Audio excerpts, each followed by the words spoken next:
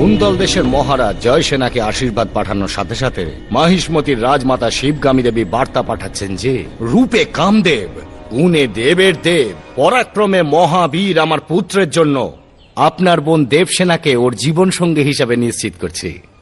আপনার বোনকে আমার পুত্রবধূ করে আমাদের রাজ্যে পাঠিয়ে দিন।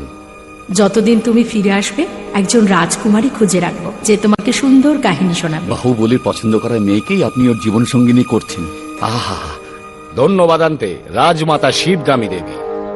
আমাদের সাথে সম্বন্ধ করার জন্য বড় বড় সাম্রাজ্যের সম্রাটেরা প্রার্থনা করে বার্তা পাঠান মহারাজ, কিন্তু আমাদের রাজমাতা শিবগামী দেবীর কৃপা দৃষ্টি আপনাদের এই ছোট্ট রাজ্যের উপর পড়েছে। রাজকুমারী অত্যন্ত সৌভাগ্যবতী। আপনার বোনকে আমাদের সাথে পাঠাবার বদলে এই সমস্ত